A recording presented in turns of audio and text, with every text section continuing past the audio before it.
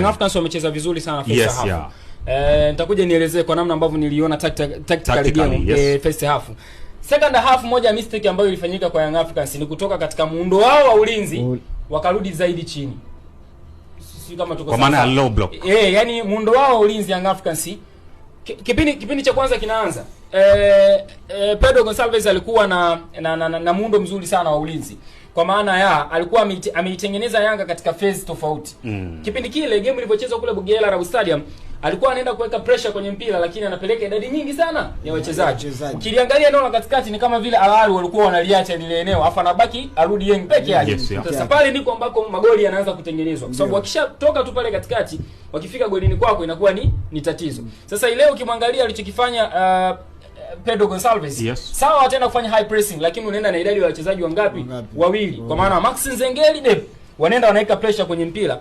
Nyuma yake kaweka wachezaji watatu. Duki Abuya katikati, Alan Okelo, Pacome Zouzoua pembeni. Hawakai na watu, wanakaa katika zile njia ambazo mpira unaweza ukafanyaje? Ukapelekwa. Nyuma kabisa, kwa maana katika eneo la katikati sasa huku nyuma kwenye eneo la Young Africans kuna wachezaji wanne, kwa maana Shadrack Isakaboka, Dickson Jobu, Ibrahim Ahmad Baka pamoja na Bakari Nondo.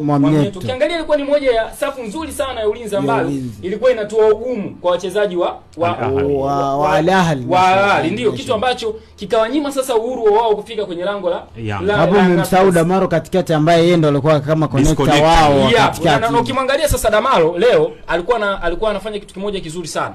Anakaa stand between the lines. Yaani kuna wachezaji watatu, sasa hii ni wakati wa build up. Wachezaji watatu wa Al-Ahly kipindi wanakuja kushambulia, wanakuja kutafuta mpira wakiongozwa na yule Rasta yule nikawa nakuuliza jina lake yule Marwan Othman. Wanakuja watatu kwa sababu ndio mfumo wa Jestora kwenye kutafuta mpira. Analeta wachezaji watatu. Sasa Damaro leo alikuwa anawaacha Bakari Nondo Mwamnyeto, Dickson Job na Ibrahim Ahmad Baka. Mwamnyeto ana stay katikati yao, hawa wamestretch pembeni. Damaro anaingia katikati. Kwa maana ya katikati ya mstari wa walinzi wale washambuliaji wa kwanza wa Al-Ahly pamoja na wale walinzi wa viungo wawili wa katikati wa Al-Ahly, kwa maana ya Aliudien na Marwan Hati. Sasa hapa ndiko ambako ugumu wa Al-Ahly walikuwa wanaupata, kwa sababu kama Hati atasogea kwenda mbele, kumbuka Pacome anatoka nyuma anakuja kutafuta mpira.